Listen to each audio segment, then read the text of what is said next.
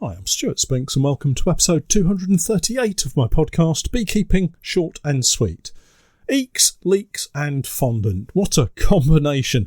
What's an Eke, I hear you say? Well, stay tuned to find out more on that. The detective work on the leek continues and a chat about when and how to feed fondant over the winter months.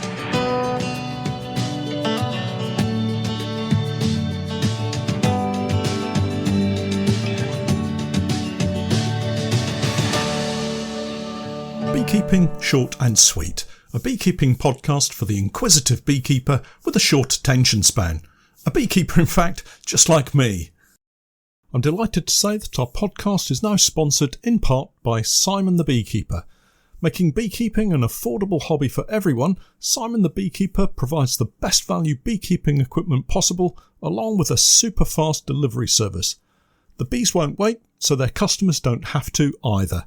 Visit the website at www.simonthebeekeeper.co.uk. It's beginning to look a lot like Christmas.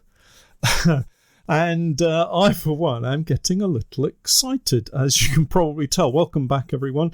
And this year, even more excited, because for the first time in many years, we have a young child, our grandson, Rowan, who is about 18 months old now, and he's really starting to take notice of everything around him. So Christmas this year is going to be doubly exciting because, as you all know, the 21st of December is our shortest day.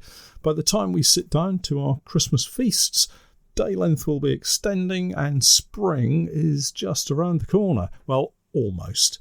It does mark the point in the year, at least for me, when my hand hovers over the panic button and the workload ramps up. More so this year, as we may well have a decision on the grain store as our future base of operations in the very near future.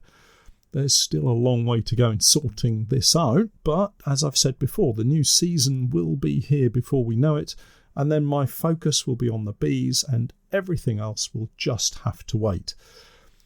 We've just been hit by our first proper winter weather, as I'm sure most of you know.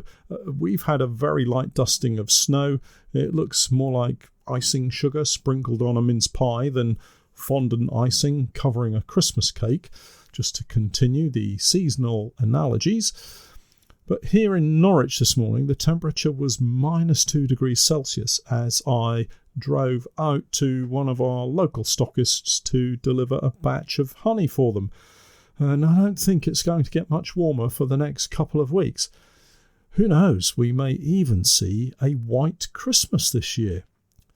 These winter conditions are perfect for our colonies, believe it or not. I don't quite like the freezing fog that we had this morning, and that tends to hang around, but if the clouds do part and we get a little sunshine, then it's a really good situation for our bees to be in. And here's why. Our honeybee colonies have evolved to produce honey and sit out the winter with those food stores. They cluster together to maintain a minimum level of warmth for the adult bees to survive, and then ramp up that heat in the core of the cluster for any brood that's produced so that it'll make it through too. When we have, as we just have, milder, even warm conditions through late autumn, our bees head out of the hive in search of forage.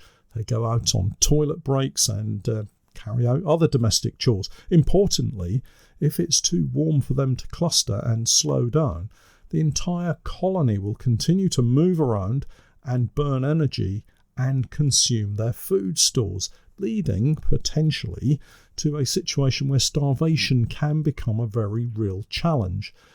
It's not so much the here and now that's the problem, it's more January and February when those food supplies run out or bees find themselves isolated away from their food stores and can effectively starve in what we would term isolation starvation. It's also worth noting that smaller colonies, whilst less prone to starvation due to the consumption of all their stores, can also find themselves more likely to be trapped in an isolation starvation situation because of an inability to move en masse across the brood frames to food.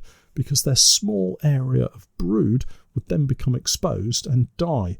So they have a reluctance to move away from that small patch of brood, despite the food being quite close to them, apparently available, and that there being plenty of weight in the hive when the beekeeper hefts it in late winter.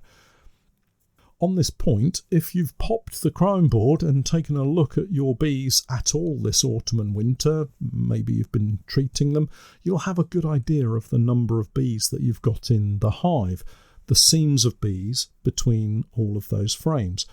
If you only have 2 or 3 seams of bees, then I would suggest that these are the likeliest colonies to be at potential risk of isolation starvation. And so just bear that in mind as we head into the new year. Larger colonies, you'll hear tell of these, beekeepers bragging rights held up at the Christmas get-togethers proclaiming that they have 9 or even 10 seams of bees in their massive colonies. These hives are the ones that have the potential to fail through a more simpler form of starvation.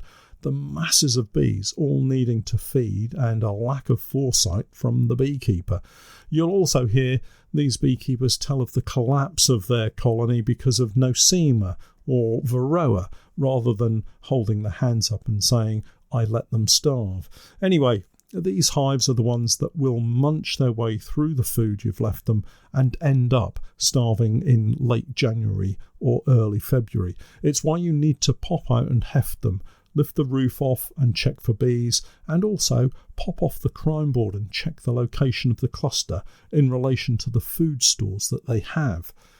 Personally, if I have a small colony, I'll pop a bag or 2 of fondant on them rather than mess around shifting frames of food from the outside of the brood box into a position closer to the brood nest.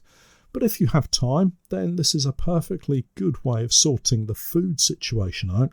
But it is a bit fiddly. The frames will be fixed tight with propolis, the bees won't like you digging around in the hive, and might even reward you with a New Year's sting or 2.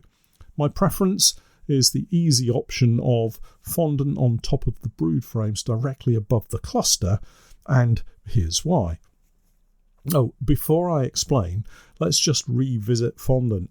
If you're out shopping at all, you'll have seen the Christmas cakes out there with their smooth white icing covering the entire cake.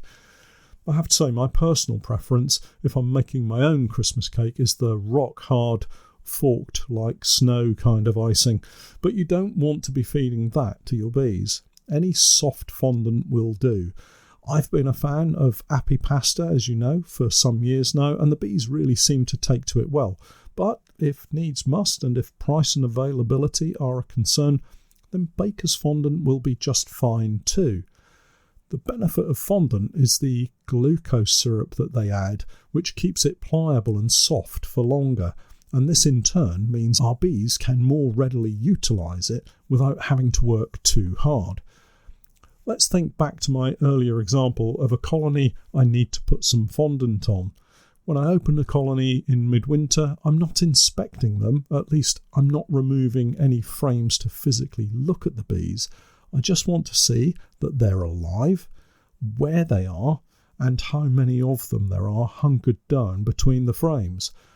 Large colonies will likely have what I term a bulge of bees on top of the frames, and that makes it even easier to take a guess at the size of the colony. Remember also that all colonies are not equal. I've had enormous colonies die out in late February, and a teacup of bees survive through to spring and go on to produce a decent crop of honey in the summer. We also have hungry bees and frugal bees. Don't you just love honeybee genetics?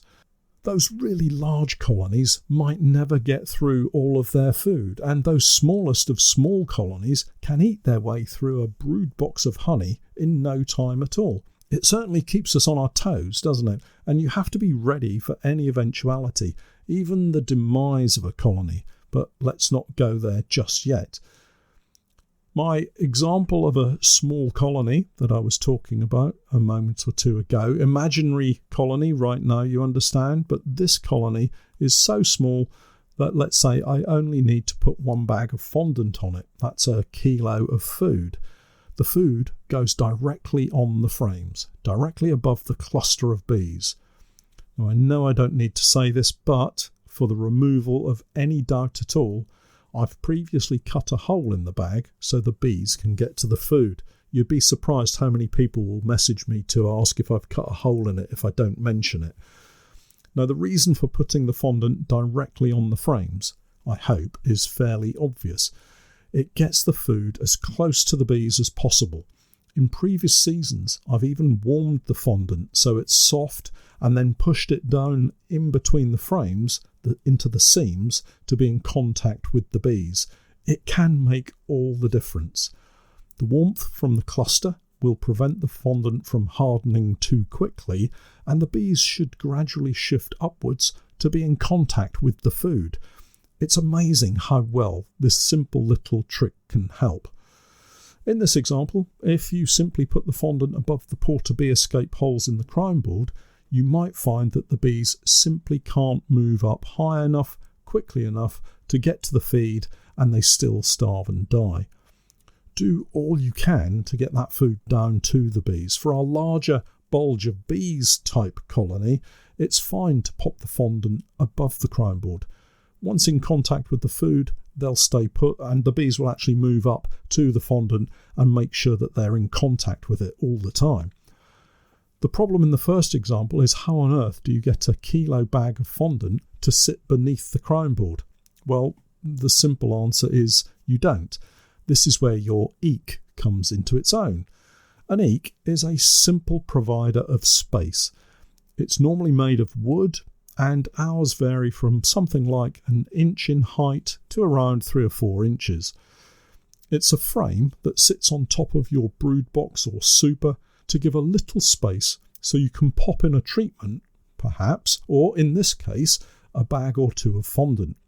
If you want to be cute with them, and of course if you have the time, you could fill the inside of the Eke with some insulation of some sort, that solid stuff that comes in sheets that builders use, for instance. Fill the Eke with it and then cut a hole in the insulation so that only 1 bag of fondant can fit snugly into that. This would work fine if the cluster is positioned centrally in the brood box, but remember, they may be off to one side, so you may have to do some creative trimming to get the fondant directly above the bees, which is essential in order to get that food into them as quickly as possible. For larger colonies, there's no such issue. I simply pop an open bag of fondant onto the holes in the crown board, and the bees happily move up to it. With most national crown boards, there are 2 holes, one centrally cut and the other one offset. I like to turn the crown board to match the cluster so that the feed is directly above the bees. But if you've got a packed brood box of bees, then that's unlikely to be an issue for you. Once you have the feed on, don't forget about it. Pop back at regular intervals to make sure that the bees are on it and using it. If they're struggling to get to it, consider cutting some into smaller sections and easing it between the frames so that it is in contact with the bees. Most likely, you'll go back and find the bees have eaten a bag full of food and it will need replacing. Happy days! Keep topping up the fondant until we get through to a spring nectar flow, and your bees will be all the better for your help. Just to add to this, if you've fed your bees well and they're frugal with their stores, you probably won't need to give them any additional food anyway. Not every colony will need to be fed fondant, so don't simply add fondant blindly. Check your bees using hefting and having a quick look under the crown board and make an assessment of their situation. If you have any doubts, drop me a message or have a chat with an experienced beekeeper at your association for advice and help. In other news, I've been back in the honey room again this past week, and I have an update for you on my disaster of a leak in the appy melter. It turns out it was some incompetent beekeeper that caused the problem, namely me. Let me explain. The appy melter has a threaded pipe at one end where a tap is fitted to allow the control of any honey and wax that's then decanted out of the vat. one of the things you have to do is to wrap the screw thread with PTFE tape, a kind of soft plastic thread that creates a seal within the thread when you screw the tap back onto the pipe. Well, I was obviously feeling miserly when I put the tap back on because I didn't wrap the thread with enough of this PTFE tape, and as a result, the leak that I found last week was coming from the screw thread and running under the stainless steel tank and into the Appy melter, running down the lower cover that's screwed to the underside of the tank, soaking the insulation before dripping out at the back. The good news is it's a simple fix. The bad news is the rock wool insulation is soaked and has gone mouldy, and, well, I'll have to clean that off and spray it with some of my Hive Clean disinfectant to prevent the mould from coming back, and then I'll let it dry out completely before refitting it. The whole episode has actually given me an opportunity to check the bottom heater matrix, and lucky that I did. The heater pad is a single sheet of some kind of plastic material where the heating element is embedded inside it, and it covers the entire mat in a kind of backwards and forwards winding pattern. At one point the element has overheated and it's burnt through. It's only a tiny spot, less than the size of a 5p piece, but it is a problem that needs sorting. Funny how these things work out. I would never have thought about looking at the heater element beneath the Appy melter without having this simple leak to fix. So, being an optimist, I look at it as a fortuitous investigation of a different problem that may have allowed me to prevent a more significant issue developing, namely a fire of some sort. The bad news is I've just had a quote for the replacement parts, and it's going to cost around £200 to fix. Again, it could have been a lot worse, so I'll take the hit, see if I can figure out how to complete the repair myself, and move on. Well, that's it for this week. Don't forget to check out my website, www.norfolk-honey.co.uk, and for my latest videos and podcasts with more updates, tips and techniques, it's the same Patreon page, www.patreon.com/Norfolk Honey. And remember, I'm Stewart Spinks, and that was Beekeeping Short and Sweet.